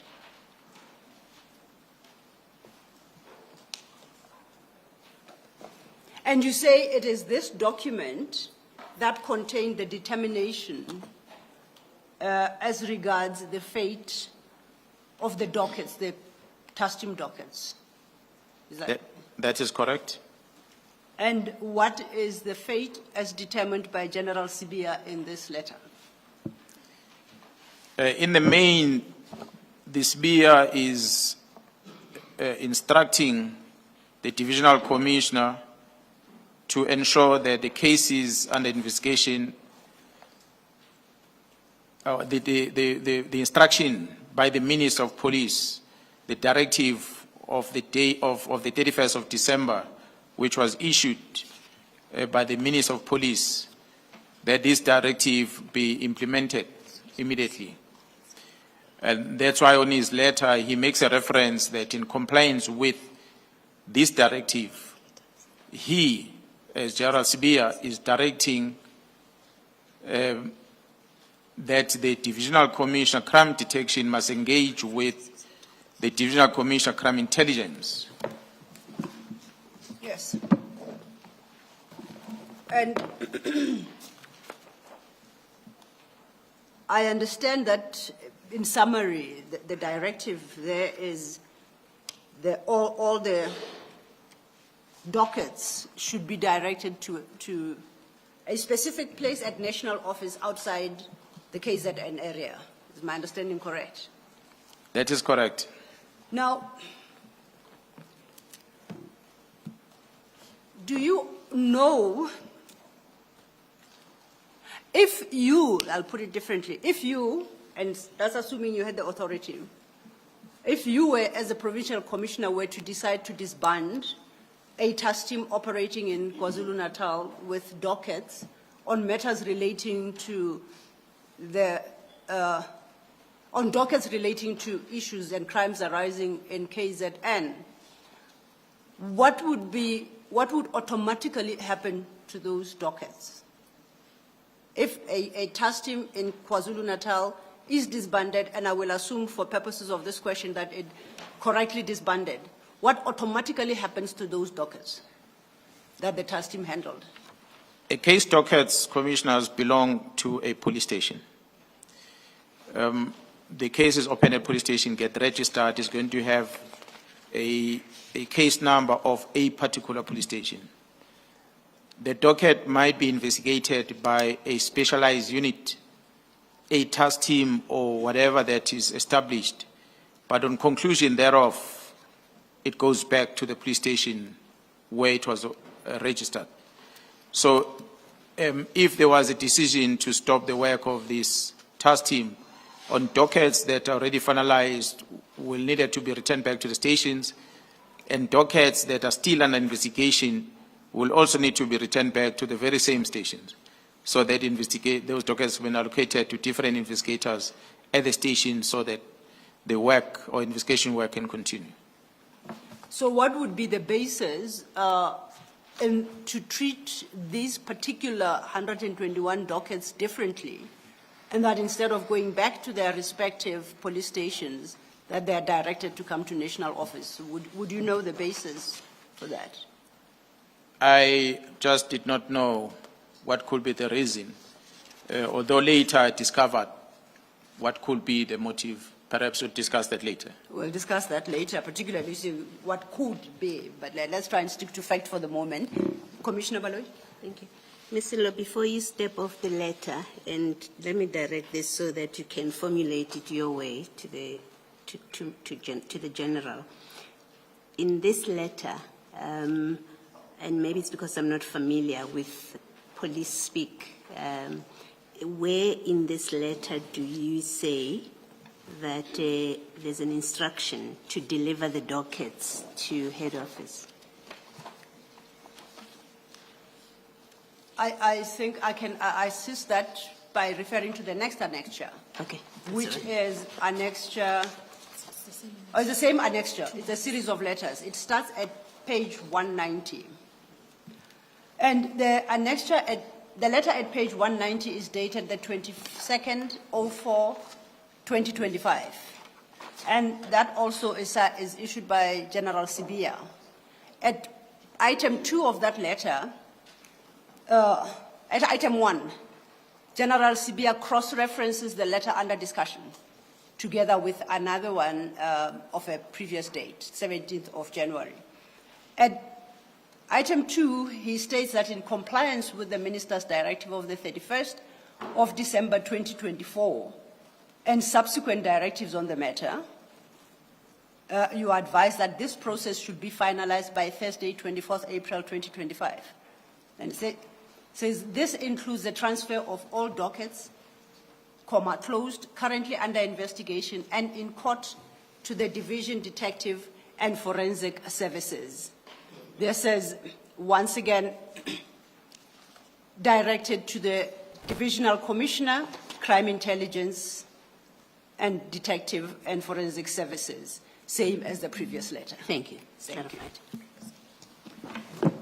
you. You followed my explanation to the Commissioner General? Yes, Commissioner, I could just confirm that the annexure, the marked 190, paragraph 2 is specific to that. Thank you, General. Thank you, General. So then it's clarified that at least in those 2 letters, the decision or the directive instruction is that the dockets be dealt with in the manner articulated at page 190, which is transfer of the dockets, whether closed, currently under investigation and in court, to the Division Detective and Forensic Services. Earlier, when we put up the organogram, and I checked my understanding with you, I had understood that division to be a national division and to be one of the divisions that are under the auspices of General Sibiya's division as Deputy Commissioner. Deputy National Commissioner, yes. Am I correct in my understanding? That is correct, Commissioner, as I put out in the structure that there are 3 deputies under the National Commissioner at the head office.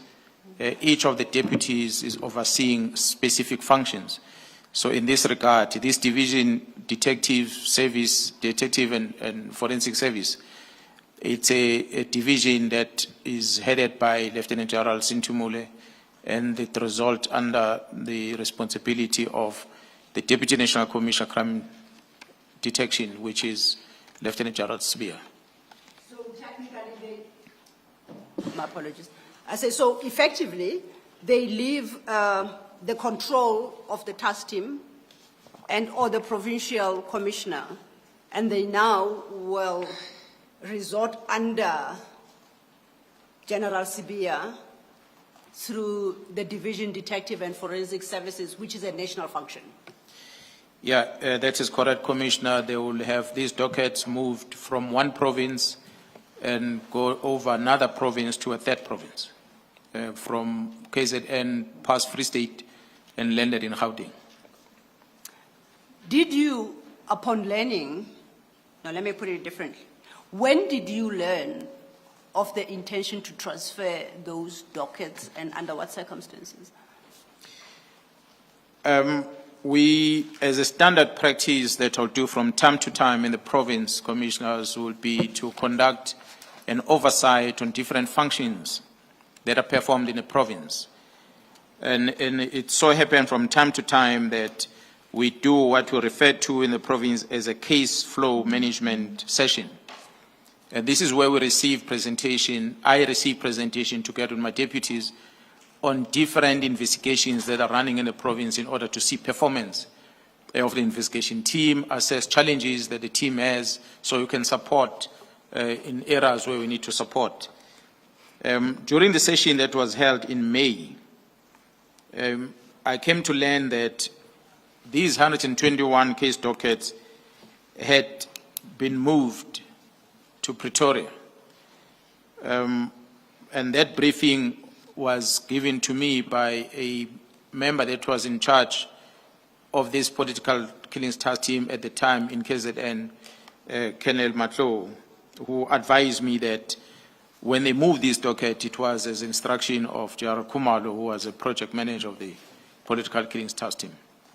That's when I became aware, May 2025. May 2025.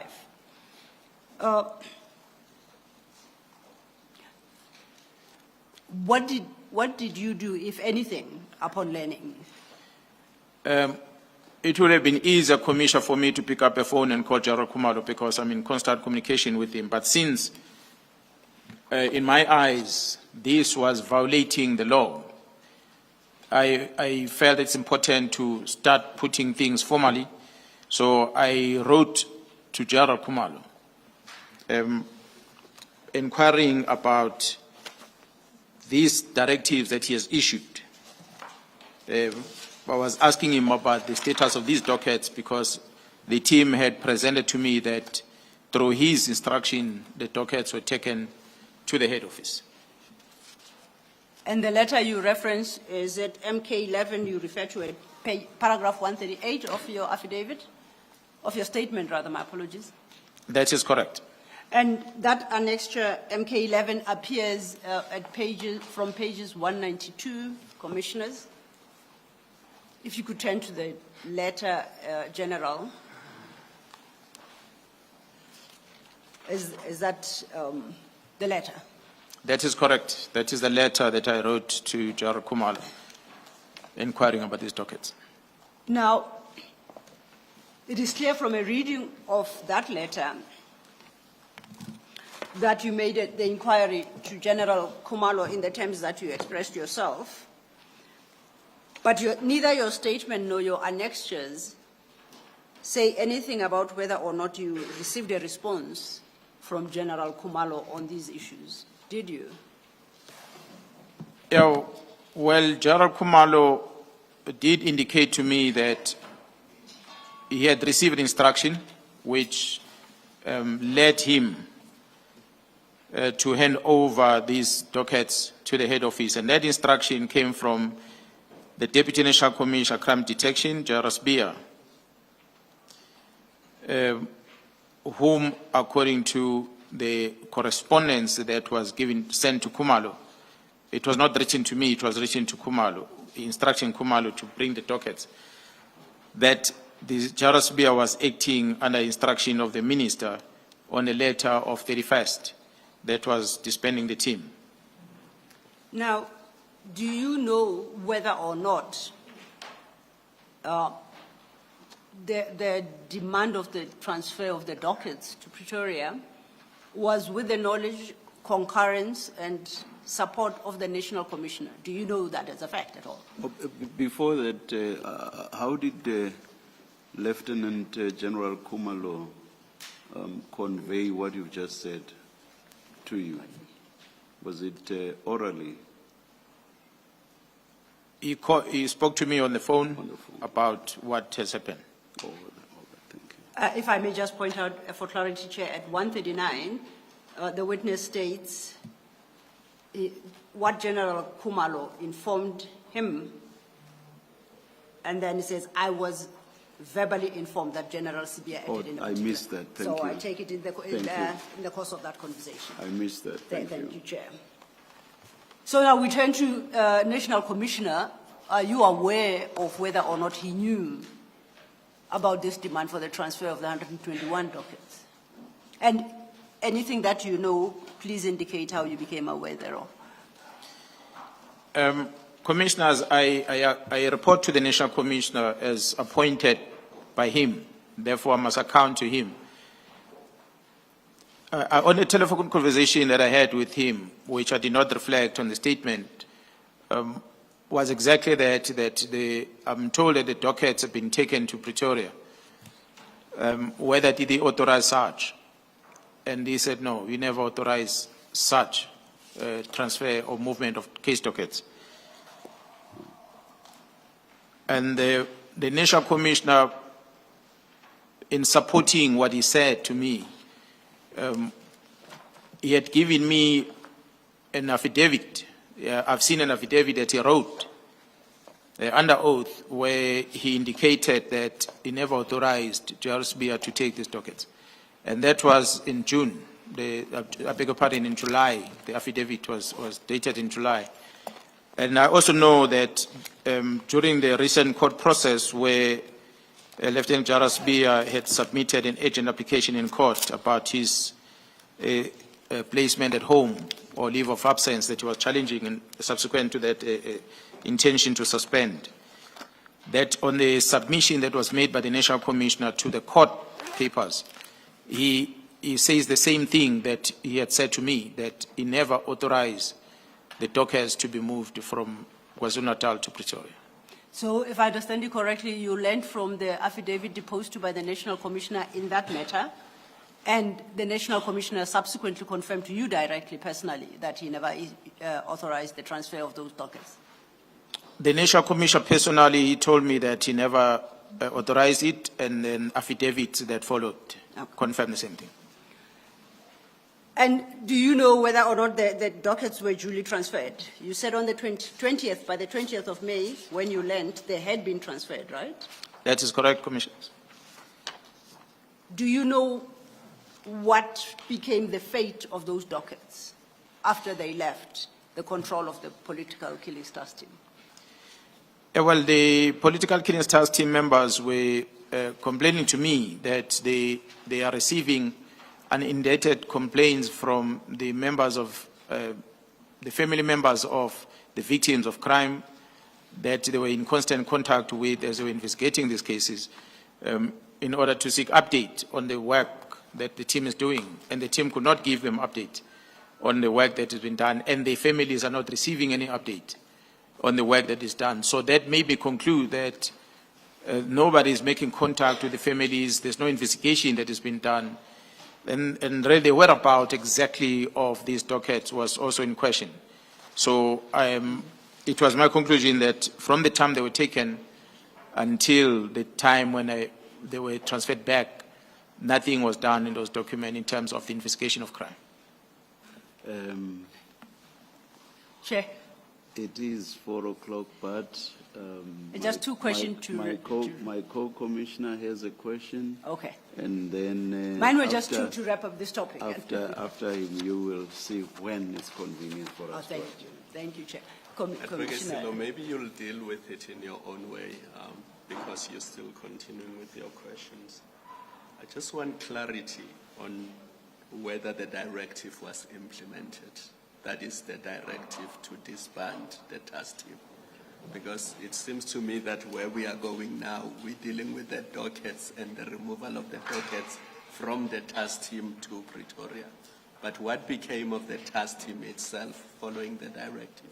You can deal with it in your own way. I guess the reference is to the warm bodies. Yes. People from the what became of them? I think it is going to be, the answer to that question will be perhaps slightly lengthy and complicated and might perhaps take you way beyond 4 o'clock more than you intend. So may I suggest that we flag it and we come back to it? The questions that I wanted to pose to the witness are just closing the issue of dockets. And we open with your question tomorrow morning. Thank you. Thank you, Commissioner. General, so just to close up on the issue of dockets,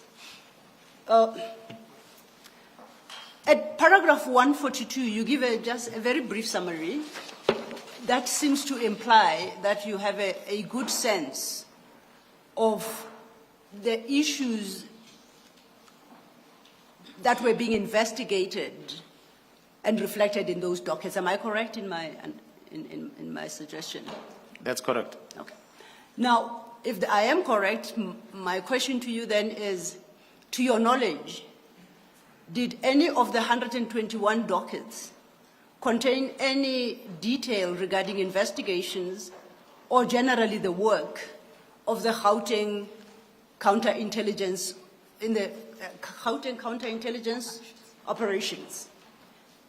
Did any of those dockets refer, could be parallel to, based on the description, the explanation you gave us earlier, to any of the work of the Gauteng counterintelligence operations? Commissioners, the directive from Sibiya was talking about the deactivation of the political killings task team. The case docket of the political killings task team was situated in KwaZulu-Natal, and they were not part of the Gauteng counterintelligence ops.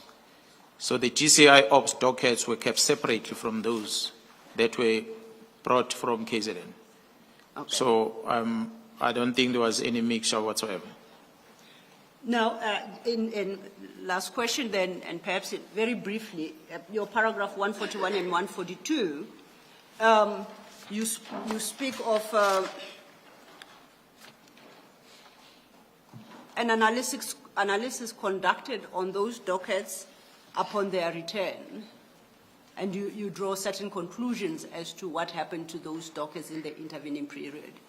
Would like to summarize that, and that will be the last question for the day.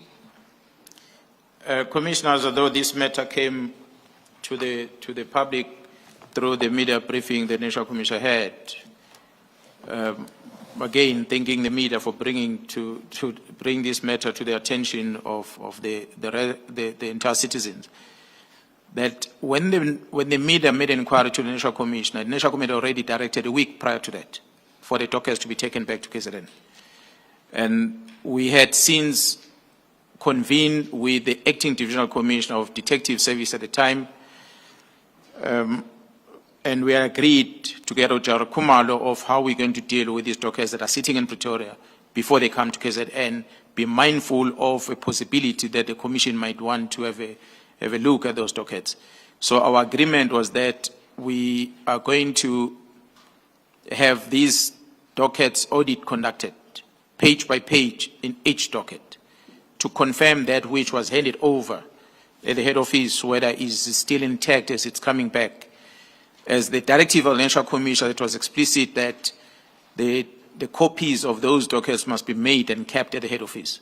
So the team had to then make photocopies, scan those dockets, and sign off on each and every document that is inside the docket, and conduct inspection on the docket to see whether has there been any investigation conducted, meaning the very same team, political killings task team, that came to hand over the dockets after driving from KZN and bringing them here, they came here to come and conduct an inspection on this docket to see the status, whether there is any entry that is made on these dockets from the time they were handed over. They did find few of them, maybe a small percentage. I will not give the exact percentage now, but few of them, there were some entries that were made in those dockets. From the investigation team, from the head office, they said they were instructed to conduct inspection on the docket.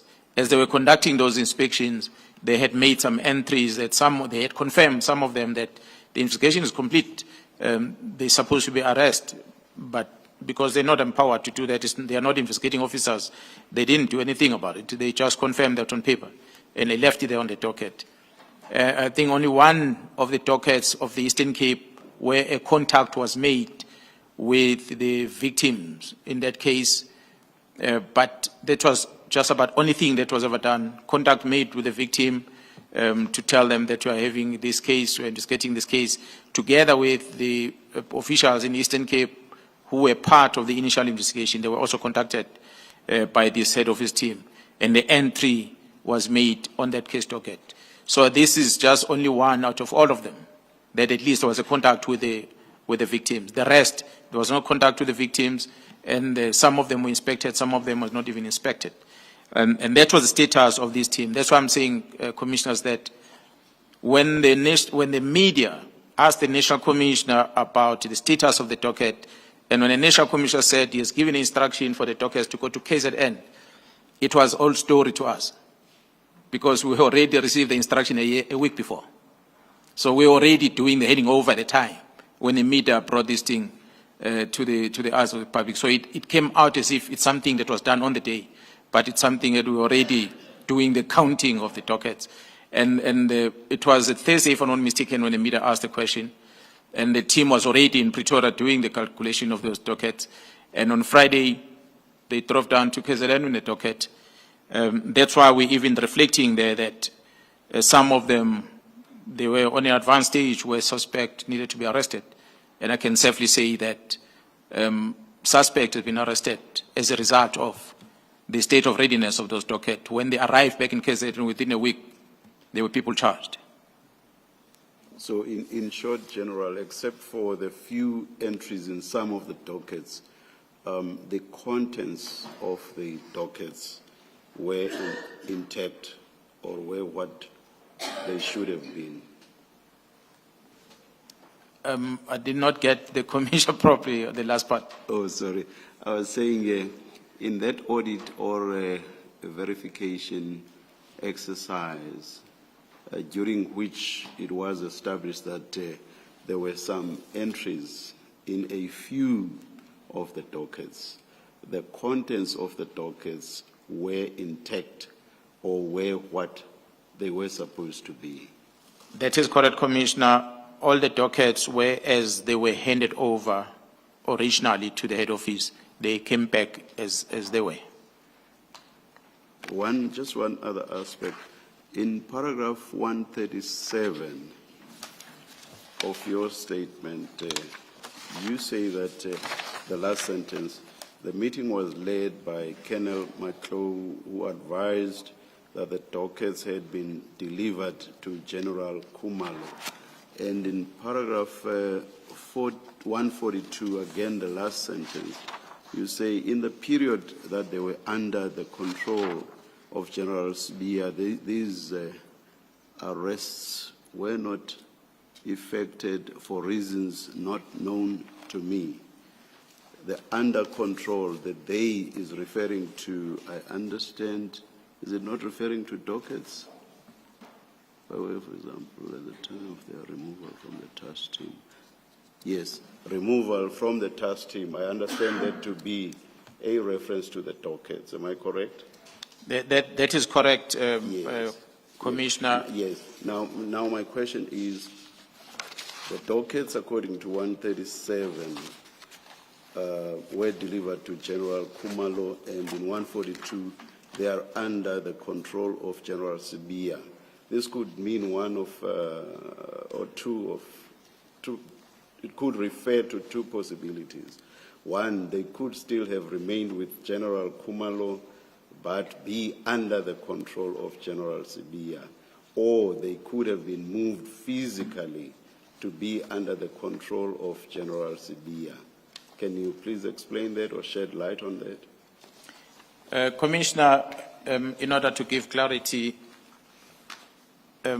you'll see when I made the last statement, when I said, before the National Commissioner conducted the interview, that myself, the acting divisional commissioner of detective services, as well as General Kumalo, had a meeting, a visual meeting, discussing on how we're going to handle the transfer of this docket or the return of these dockets back. At the time, the dockets were sitting at the office of the divisional commissioner, crime intelligence, in the storeroom of one brigadier, I forgot his name, who works under the divisional commissioner, crime detection, Lieutenant General Cintum. It is my understanding, Commissioner, that the docket moved from Kumalo to General Cintum from detectives on the direction of General Sibiya. Matlo on 137, Colonel Matlo, is with the task team in KZN. So he was only communicating the whereabouts of the docket according to his knowledge. His knowledge was that he handed them over to General Kumalo. What General Kumalo did with them, as the Commissioner is correctly asking, he couldn't answer that. And General Kumalo, in my engagement with him, was that General Cintum and General Kumalo, both of them, had received the instruction specific from Sibiya that him, Kumalo, and Cintum, they must transfer the dockets to each other. So meaning dockets coming from political killings task team under Kumalo's signature must come to the detectives under General Cintum. Hence they landed at the storeroom of Cintum. So, but both of them, they fall under General Sibiya as a portfolio in the office of the National Commission. So either way, whether they are at crime intelligence under Kumalo or they are at Cintum under at detective services, they still, both of those entities fall under General Sibiya. So if we say they are under the control of General Sibiya, we mean exactly that. He issued the instruction and he commanded those two entities. Thank you, General. Thank you, Chair. It's 16:13. I don't think I drove us to 13, but grateful for the indulgence. As I indicated, tomorrow morning we'll ensure that before we move to the next topic, we respond to Commissioner Kumalo's question, and then we will proceed in the normal way. Thank you, Chair. Thank you. Let us adjourn. Thank you.